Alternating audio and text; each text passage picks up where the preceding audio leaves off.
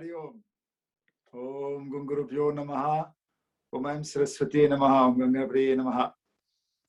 So, a very, very warm welcome to everyone for our seventh meeting, seventh satsang, in which we are listening to devotees of Sri Swami Venkatesananda Ji Maharaj, telling us about their experiences and the lessons that they have learned.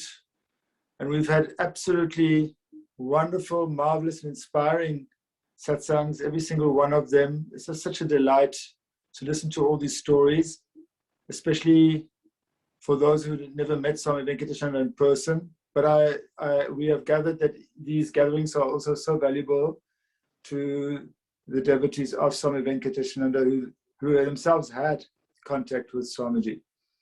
So tonight, I want to give a very special warm welcome to Rukmini Miller and Geoff Barkley. Rukmini, of course, is very well known to us here at the ashram. She's been here many times when she visits her son in Cape Town. And then she spends a lot of time with us in satsang and lunch and tea and so on. So many of your fans have joined tonight. And also a very warm welcome to Geoff, who's also been here visiting our ashram. So it's so wonderful to have the two of you tonight with us. And thank you so much for agreeing to share. So let us start. It was Rukmini's request that Geoff should start. So yes, let us begin. So Geoff will share, and then once Geoff has completed, then we'll ask Rukmini to share. And then I doubt there will be time for any other interaction after that, since we're having two speakers. So we'll keep it to the hour if possible. But if the two of you, if your speech goes a little over the hour, we're not going to worry. And the question session is only to fill the gap. It's not a necessary item. Okay. So Geoff, please, you may start. Well, thank you for this opportunity. Oops, am I? Yes, I'm on. Thank you for this opportunity to talk. It was a wonderful process just to really go back through those incredible times with Gurudev Venkatesha.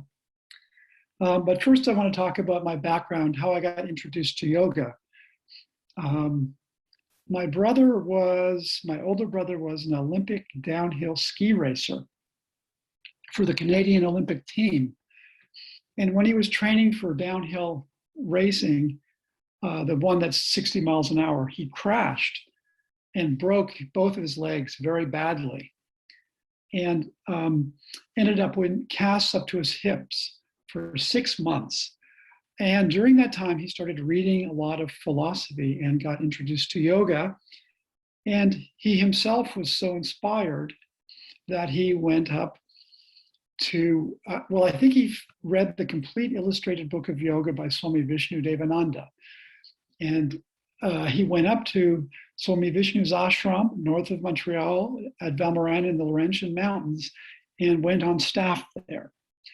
And that actually was a very strong path for my own brother, as he was a devotee of Swami Vishnu's for decades and ran centers and was very involved. So one day, soon after he got there, he called me and said, "You have to come up and talk to Swami Vishnu because your asthma is very bad and I think he can cure you." So, and it was true. I had very, very bad asthma growing up. I had scarred lungs. I was in and out of the hospital constantly.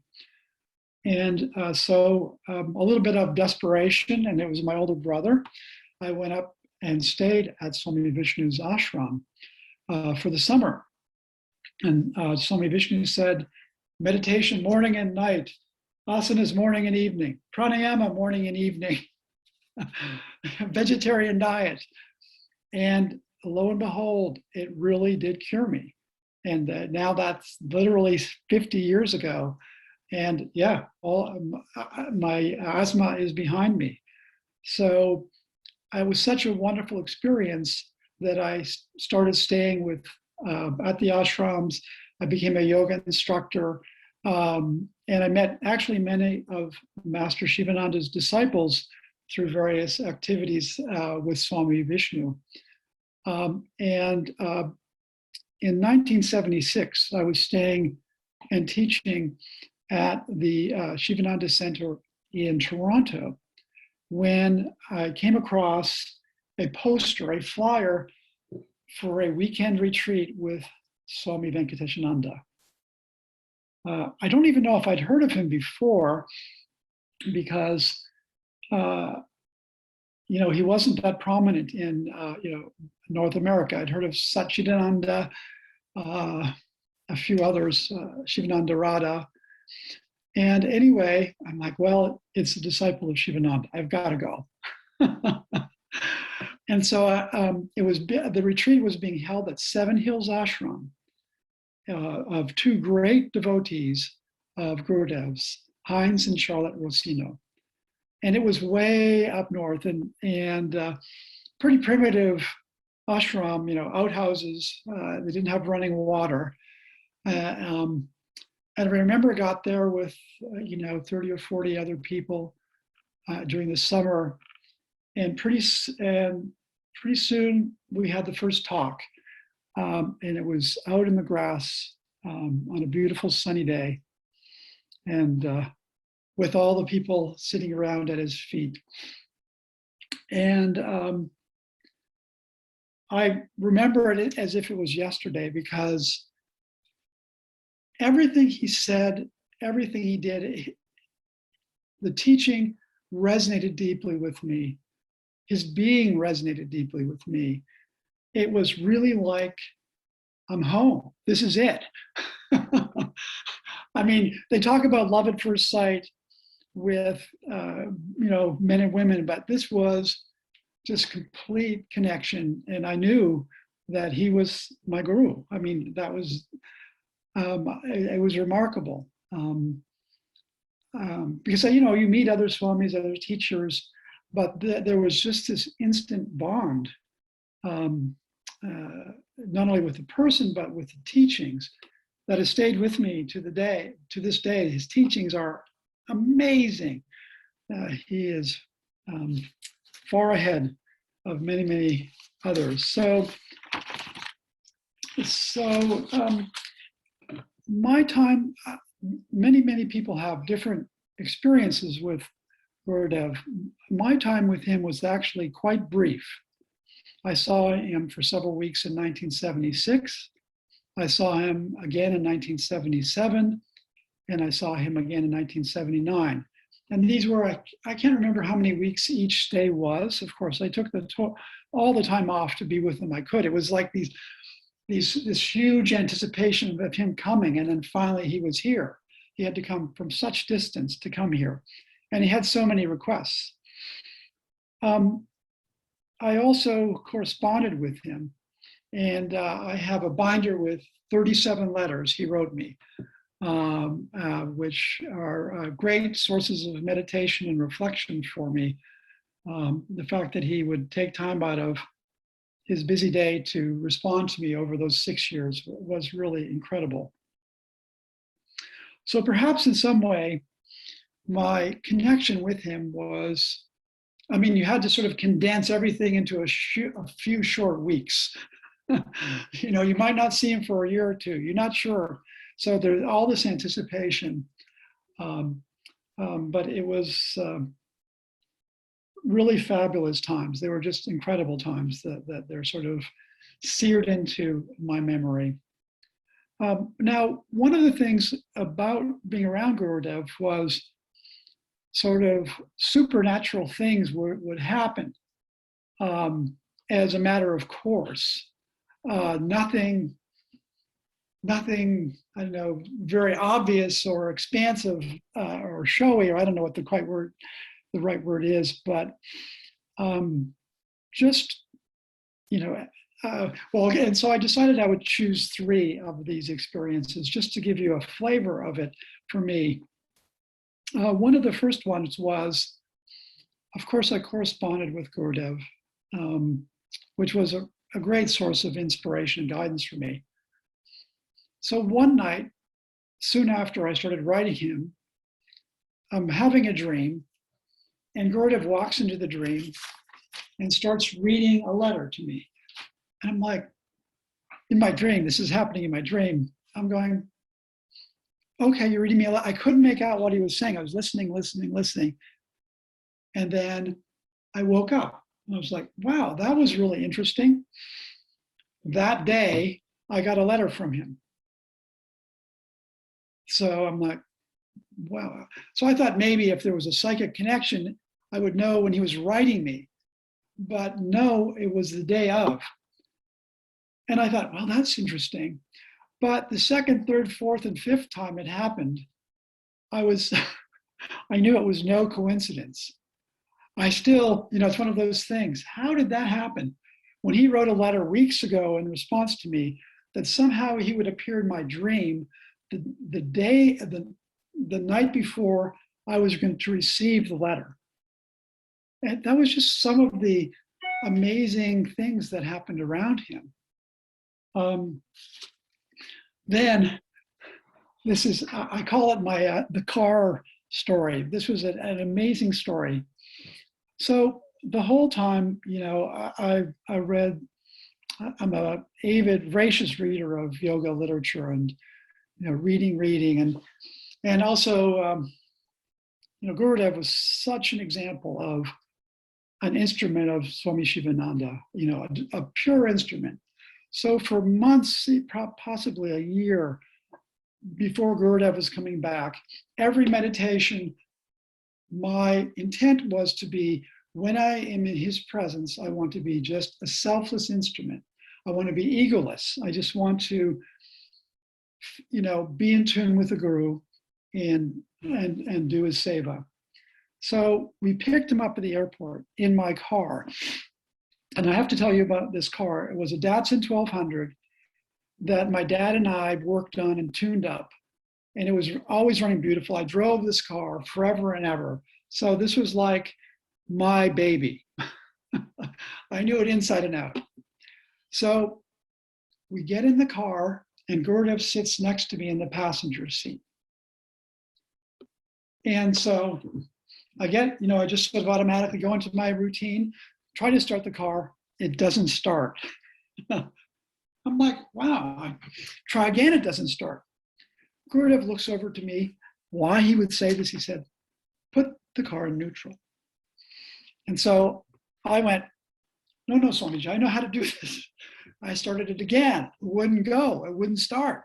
I'm like really confused. This is the car I drive for years. It's tuned up.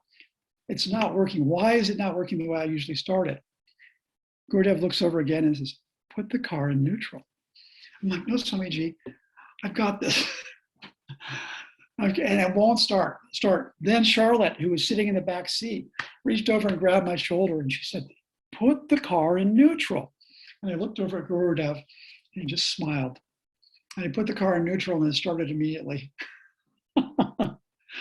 And as that happened, I got this wave of like, oh my gosh, how subtle is the ego? All this time, all my meditations for like the months and months of being an instrument, being egoless. And the first thing I do is like, he gives me a direction and I refuse him. Because I'm like, what does he know about cars? This is my car. Well, that's probably what I would say about my ego. This is my ego. What does he know about my ego? And so seriously, I had that. I was just literally stunned as I was, right after that was like, wow, what a lesson. Like how, now was it, I don't know, what, did he have any power over cars? I have no, it's just one of those mysteries, but it was such a lesson. And of course the car never did that again. I started it the same way I'd always started it forever. It never did that again. So just on that one occasion, and I just remember him leaning over to me and just very firmly saying, put the car in neutral. And so that was just an amazing thing for me. And that was such a lesson about how hard it is to really completely surrender to the Guru. It was really something that I've reflected on with amusement, of course, because it's a funny story. But things like that, you wouldn't think that that could happen. And it doesn't make any sense, but it was arranged in such an incredible way that I have to think that somehow he had some ability to alter the mechanics of the car. Who knows? So the last one I will recall is with Charlotte herself.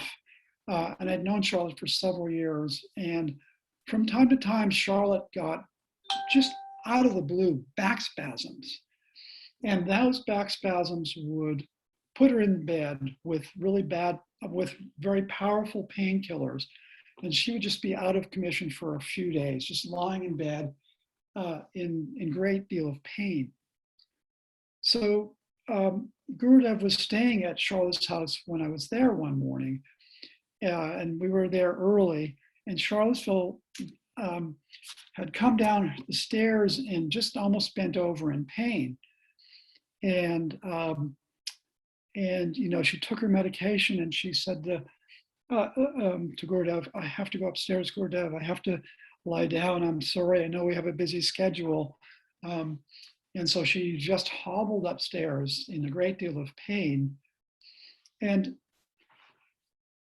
Gurudev was on his typewriter writing. He was very focused. He's always writing letters, writing his books. And after a minute or two, he just, put down what he was doing and walked upstairs. And I was staying downstairs. And then a few minutes later, he came downstairs again. And about a minute later, Charlotte came downstairs, and she went, "Well, thank you, Swamiji. Thank you." He said, typing away, nothing, And sure enough, that was the end of it. She said, "I feel wonderful." And then later I had a chance to ask her what happened. And he said he came up and he just put his hand on my back and said, "There." And then he left. And I had seen when her back spasmed, it would put her out of commission for days. And but Gurudev said these extrasensory, supernatural, spiritual experiences were just for you because they can be a distraction. Be encouraged by them, but that's not the goal. The goal is to be a loving, kind person, egoless, serving others. It's not about seeing different things, having supernatural experiences. It's really about, are you a better person? Are you serving, loving, giving, and meditating?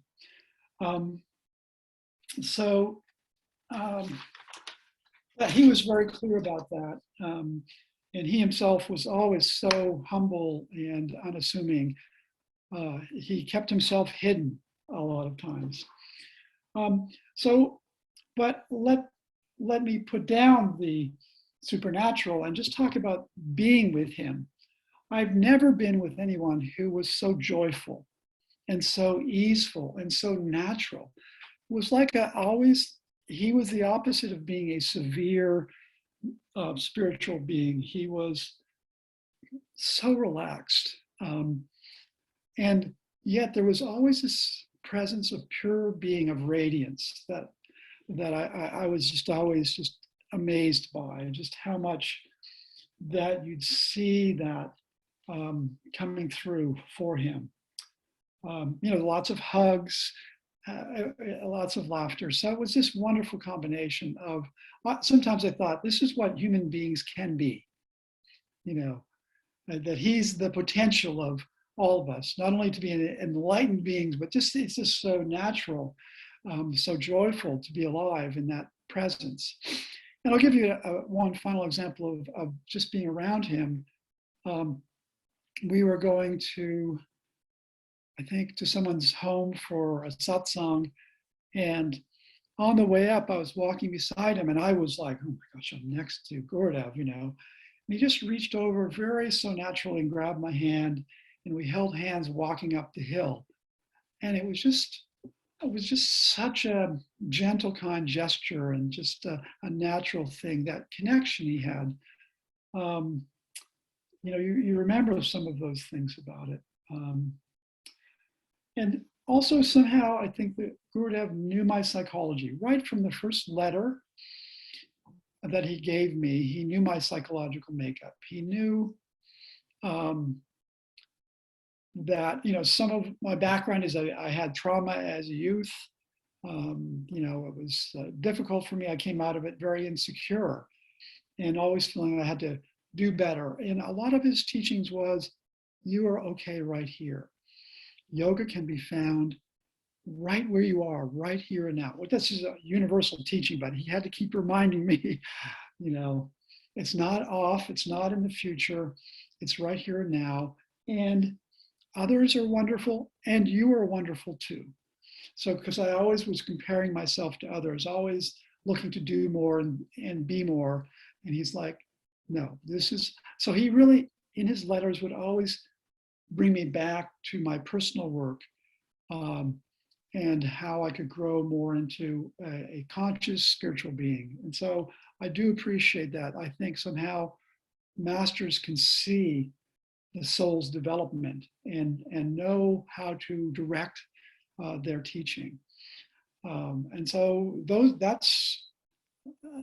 are teachings that I've worked with my entire life. And the more I look at it, the more I appreciate just the body of his work. I have here I'm going to read a passage a little bit from Vasishta's Yoga.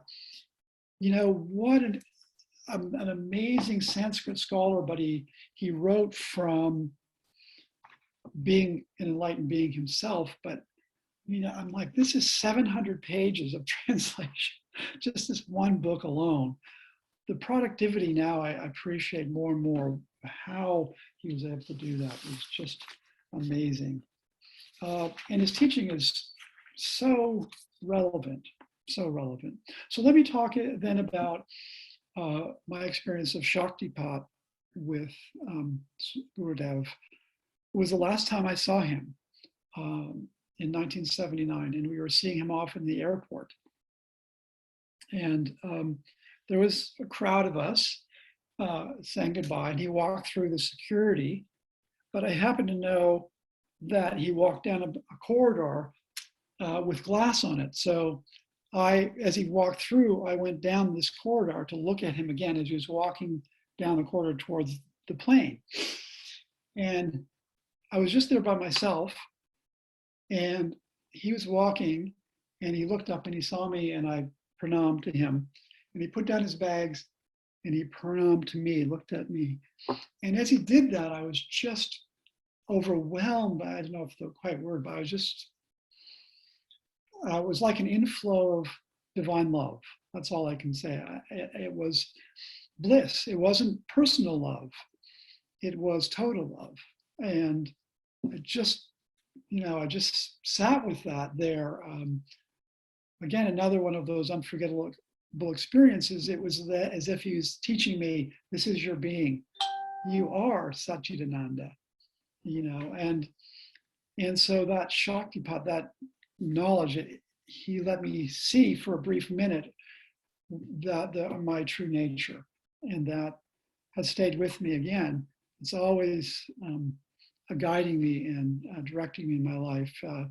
Sometimes I call it the seed of awareness, the seed of consciousness that the Guru transmits to you. So that was an amazing experience. And there's been 40 years gone by, almost 40 years gone by since Gurudev consciously left his body. I was aware that I'd heard that he was not planning on sticking around. He said he'd fulfilled his mission. And so I was trying to prepare myself for this as well. Yet, I was talking with Rukmini the other day. His awareness, his consciousness, his teachings, for someone I only met for like 3 weeks, 3 times in 6 weeks, or was it 9 weeks, whatever it was. And, 37 letters, 40 years ago, he really lives in my life, in my consciousness so much every day. it's almost, it's so remarkable how that happened. Of course I do readings in the morning, readings at night, but even in my practice, I teach mindfulness, cognitive therapy. I've even in my work, he's there.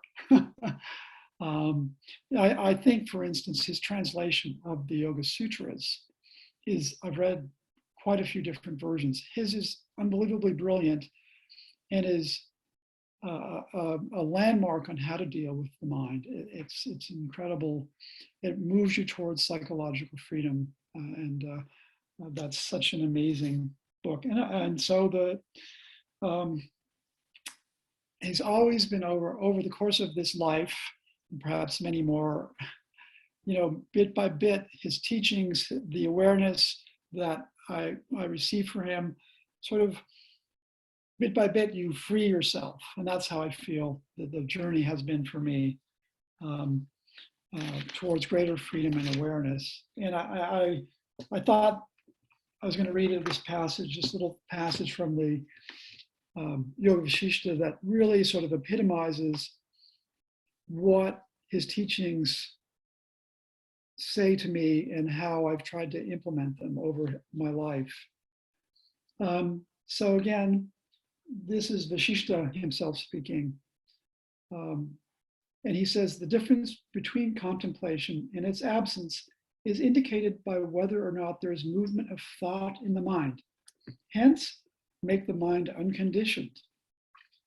The unconditioned mind is firm, and that in itself is meditation, freedom, and peace eternal. The conditioned mind is the source of sorrow, and the unconditioned mind is a non-actor and attains to the supreme state of enlightenment.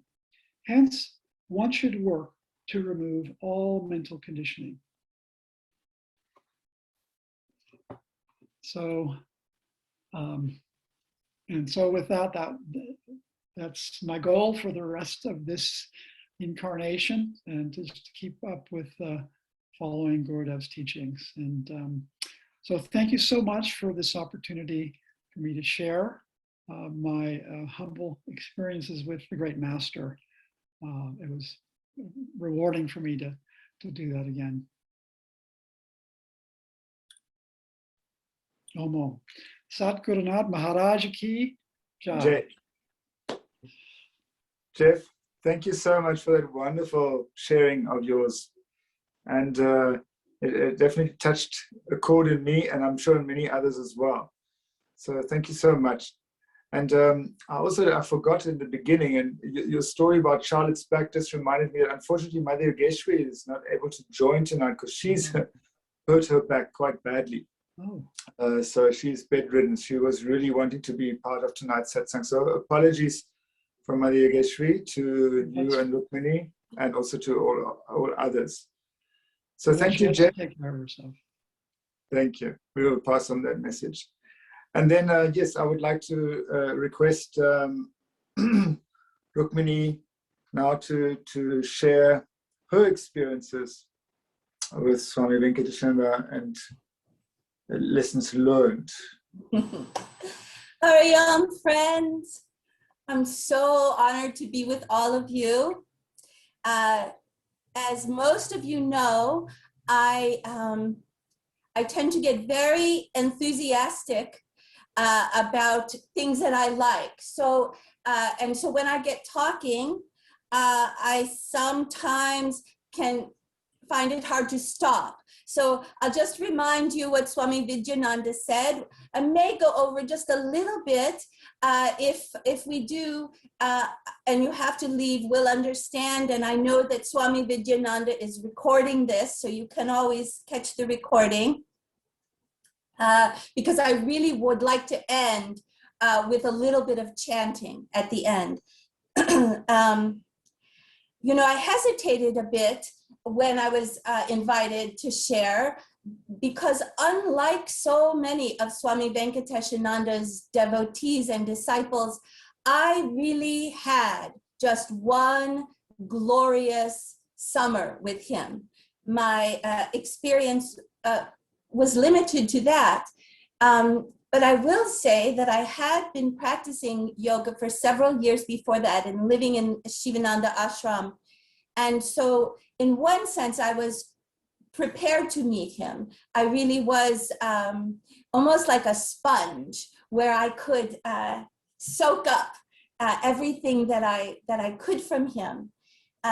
So I'll just give a little bit of background. I grew up in the Midwestern part of the United States, which typically tends to be a very conservative place. And back in the 1960s and 70s, yoga really was considered the devil's work. It still is in some places.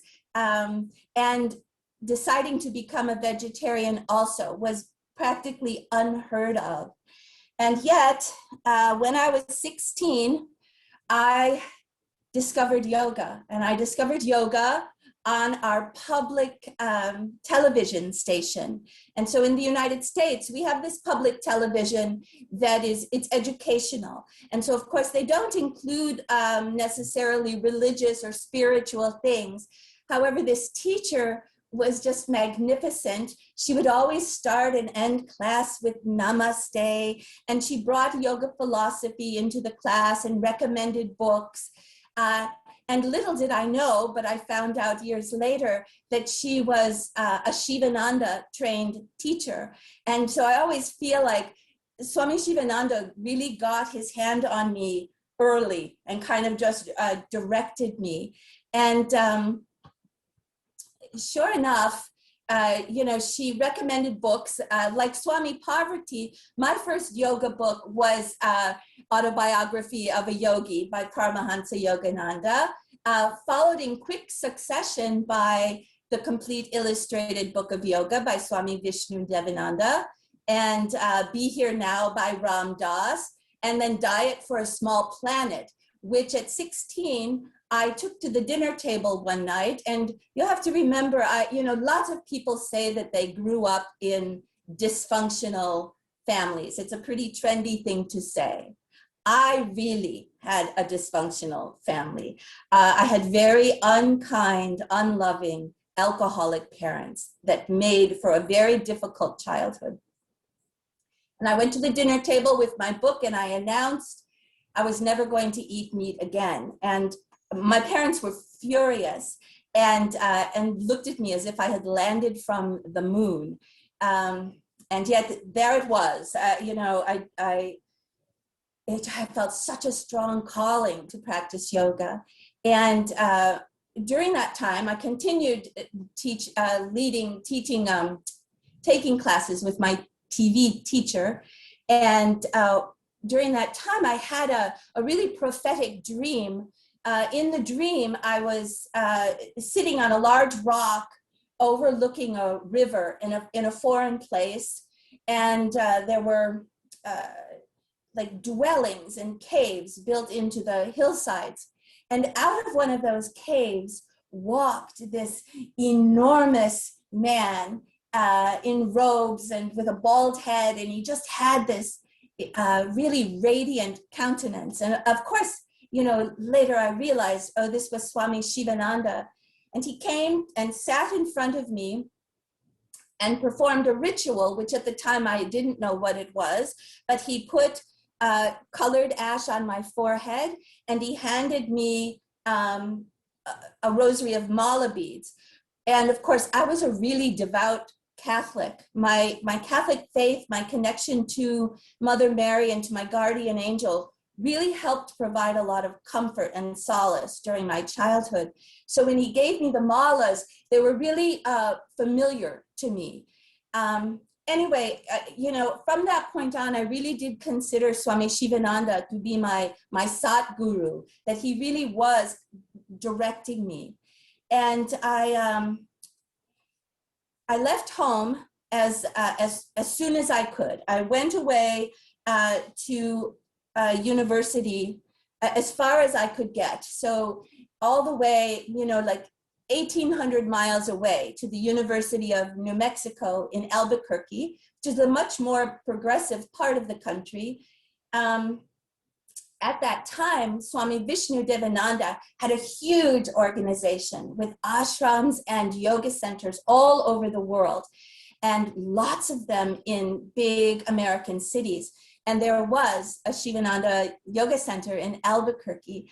And turns out that my favorite university class was my twice weekly yoga class with a lovely young woman from the Shivananda Center named Kamala. And it didn't take me too long to realize that I just was not going to complete my university studies, that I really, really wanted to study yoga. And so I took myself off even further west, went to California to Swami Vishnu's ashram there. And I did my yoga teacher's training and then stayed on as a staff member and got to travel all over to all sorts of different ashrams and yoga centers. And I eventually ended up in the big yoga center in Toronto, where I met my guru by Geoff Barkley. And there's just one thing I want to mention this. Even though I had this very difficult family, I had the saving grace of this wonderful, loving maternal grandfather, this little Irish man who was like a leprechaun. And today is the anniversary of his birthday. And so I just feel like I'm really holding him in my heart today. And he died the year before I met Swami Venkatesananda. And to a large extent, Swami Venkatesananda really did kind of continue that role for me as a really kind, loving, encouraging grandfather, as well as a remarkable teacher and guide. I'm just looking at my notes because I don't want to forget things. I was living in the Shivananda Yoga Center in Toronto, and the summer of 1979, Geoff said to me, I really think you'll want to come with me and hear Swami Venkatesananda talk. And so like Geoff, I really hadn't heard much about Swami Venkatesananda. I had also met Swami Satchidananda and Swami Chidananda, but Geoff didn't have to twist my arm. I wanted anything that would bring me closer to Swami Shivananda. I wanted to be a part of that. And so during that summer, Swamiji gave a series of talks in the evenings at the University of Toronto.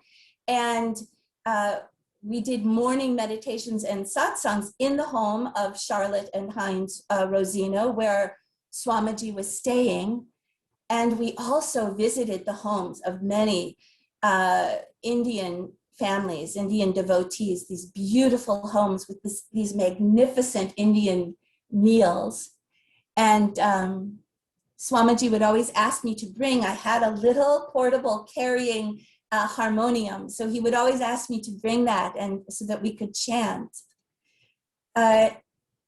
Anyway, shortly after these morning meditations began, I don't think I had even been introduced to Swamiji yet. It was like the first or second morning. And this shrine room, it was this tiny little shrine room. So sometimes we were packed in there like sardines, literally shoulder to shoulder. And to be that close to Swami Venkatesananda was truly thrilling. And then so this particular morning, we all went downstairs. We would have like morning tea together. And I was standing in the kitchen. Oh, I too have had a number of, like Geoff said, a number of what we might consider to be supernatural or psychic experiences. And certainly Swami Shivananda is really clear about these things, that it's important not to get distracted by them. And yet they can really boost our faith. They can help really kind of recommit ourselves to our spiritual path, because they remind us like, this is real. This is really true. You're not just making it up in your head. So anyway, I was standing in the kitchen. Swami Venkatesananda just makes a beeline for me. He just comes straight towards me, puts his hands on my shoulders firmly, looks right into my eyes, and then brings his forehead until it meets my forehead. So I'm standing in the middle of the kitchen with this magnificent human being, forehead to forehead, like so close. And although we didn't have computers at that time, the best way I can describe what happened was he was downloading my life history up to that point. I was 19 years old, but he was downloading it all. He was taking in who I was. And of course, I was incredibly ashamed of my family history. And so my initial reaction was I wanted to squirm. I was really uncomfortable. I did not want this magnificent human being to see who I really was. And yet there was nothing I could do in that moment but surrender. I mean, it felt like an eternity. I'm sure it wasn't more than a minute, but he kept his hands on my shoulders and then brought his head back and just looked into my eyes. And I knew he had seen like the truth of who I was. And he looked at me with such love and such compassion and kindness that it felt miraculous. It was really transformative to be, as Geoff said, to really experience love and just to be embraced in that way, you know, even when somebody knows what all of your faults are.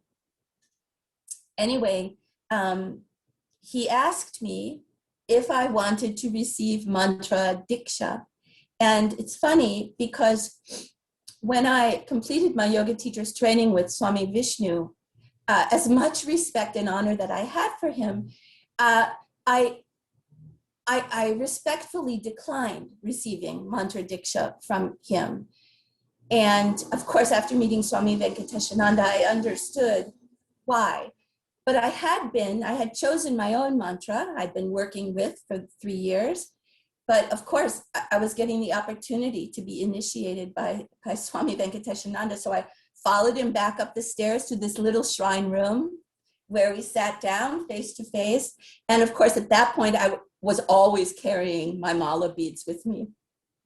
So he took my mala beads into his hands.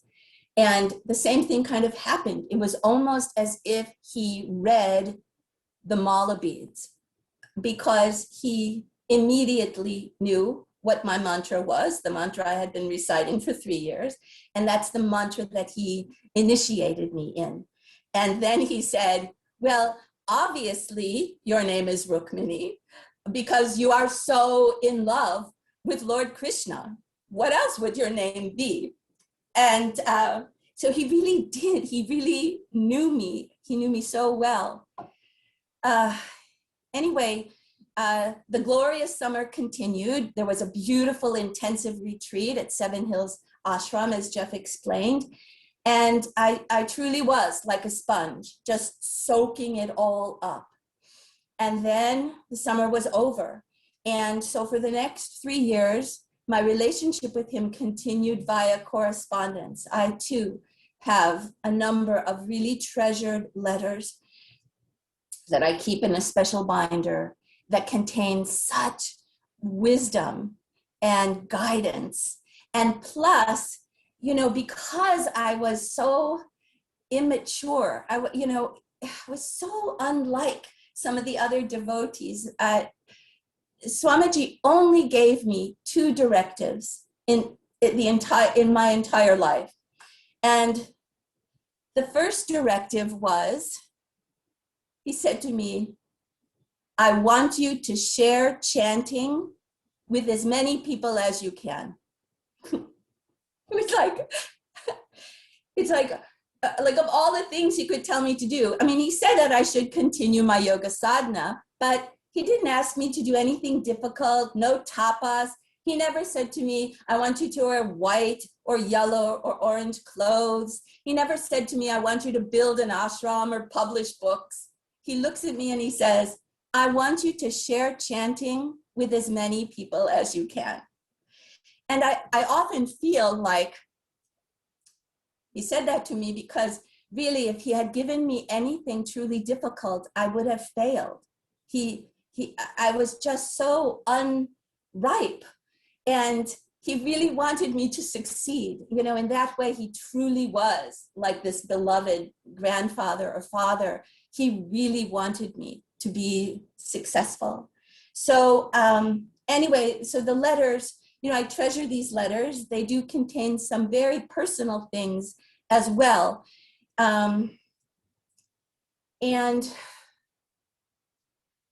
I guess I'll share, I rarely share this experience. I just want to look at my notes for a minute to see if I forgot anything like really important. I don't think so.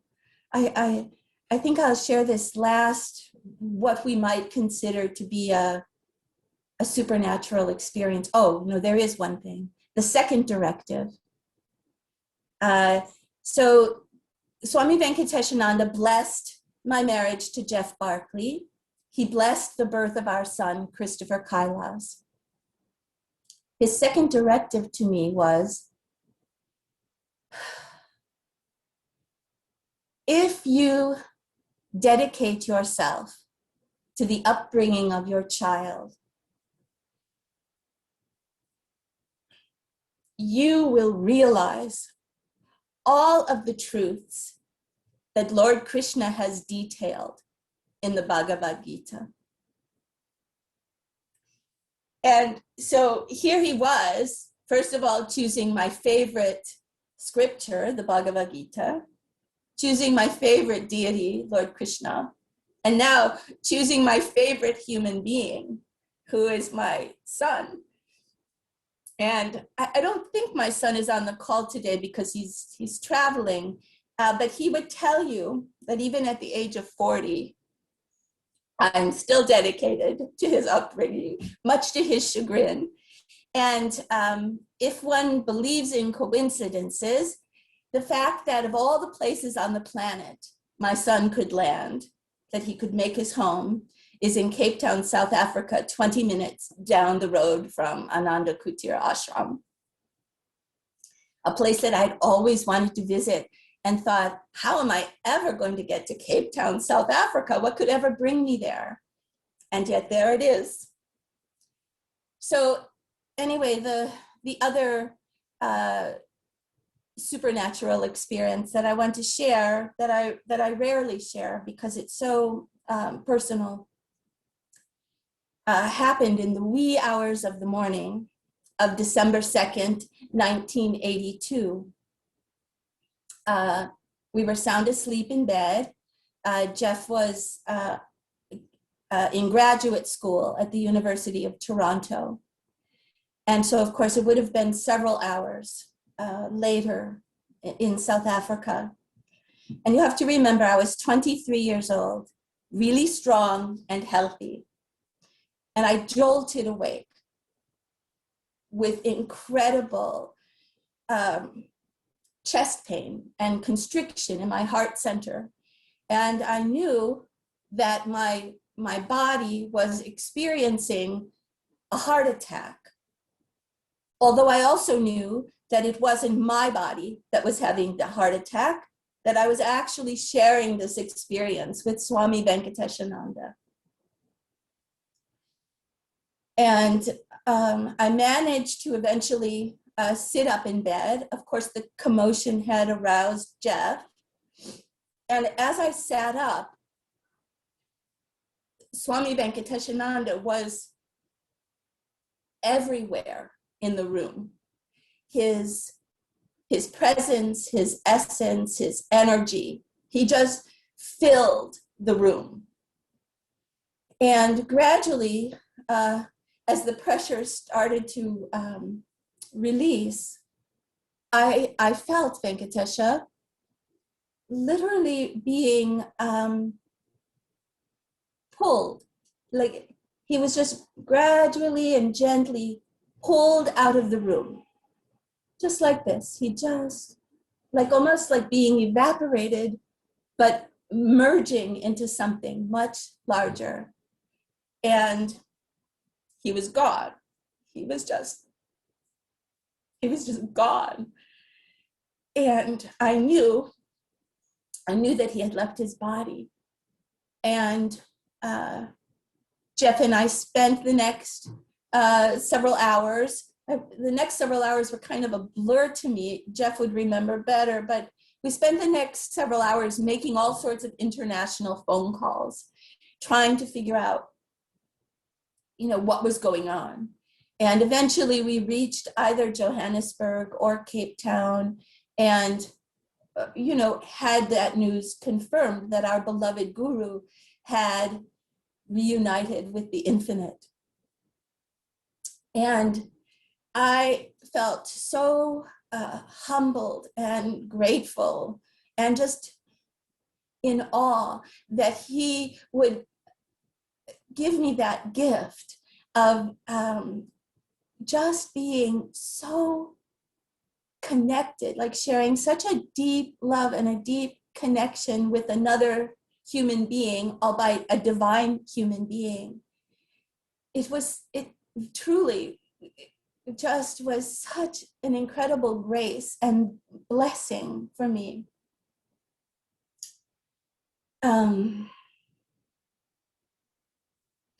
And certainly that grace, that connection, that love really guides my life, has guided my life for the past 40 to 43 years. So I'll end my talk there with a Hari Om, and I really would like to close with doing what Swamiji directed me to do, which is to share a chant. So you can't see that I have the harmonium here, but I do.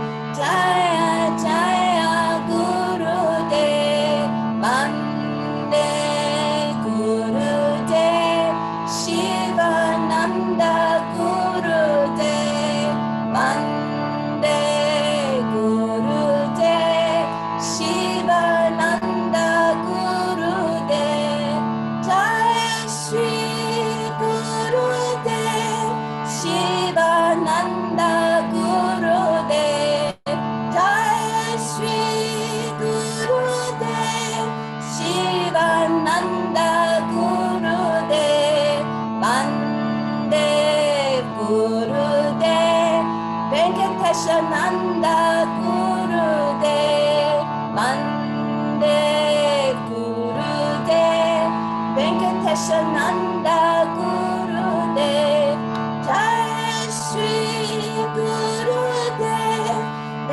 Venkatesananda Gurudev, Jaya Sri Gurudev, Venkatesananda Gurudev, Jaya Jaya Gurudev, Jaya Jaya Gurudev.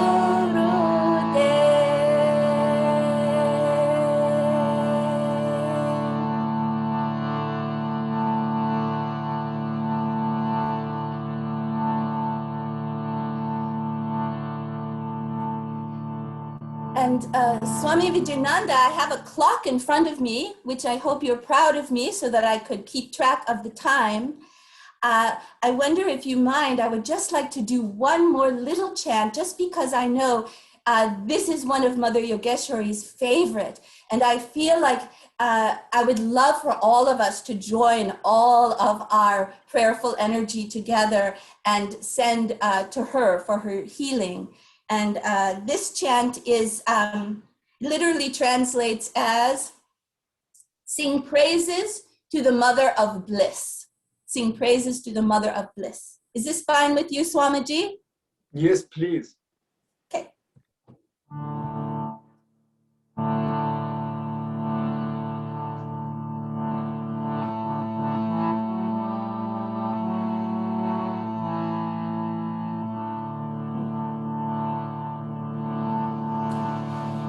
Bhajamana mama mama, Bhajamana mama mama, Anandama Anandamayi mama, Anandamayi mama, Anandamayi mama, Anandamayi mama, Bhajamana mama mama,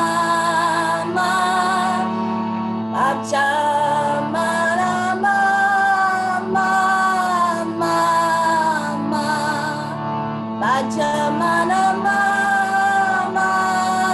mama,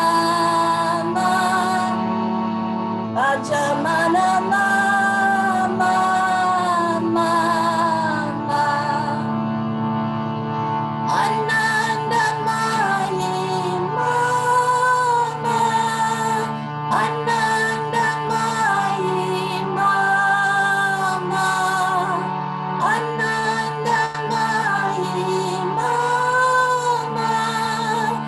Anandamayi mama, Anandamayi mama, Anandamayi mama.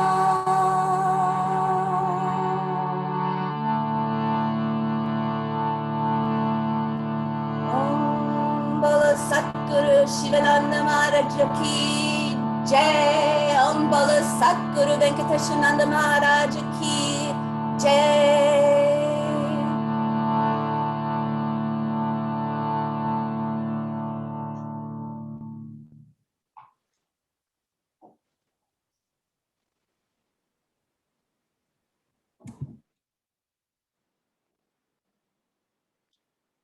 Thank you.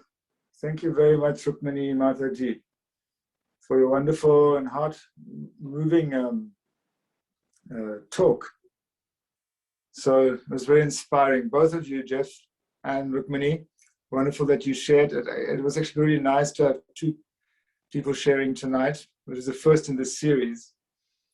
And so, yes, a very loving thank you to both of you. And so it's best to end on this high note of your kirtans. And so next month, we will have Swami Shobha from Australia. She will be sharing with us on the 29th, which I think is a Sunday. So please keep the day free because the time has not been settled. Being Perth, we'll see how we can manage because they're about 6 hours ahead of us. So again, on behalf of Mother Yogeshwari and Swami Parvati and all of us at Ananda Kutir and everyone, We thank you and we thank everybody for joining tonight's satsang. God bless you all. Om Masatoma Satkamaya Tamasoma Jyotirgamaya Mrityorma Mitam Gamaya Om Shanti Shanti Shanti Sakurvana Ki Jai.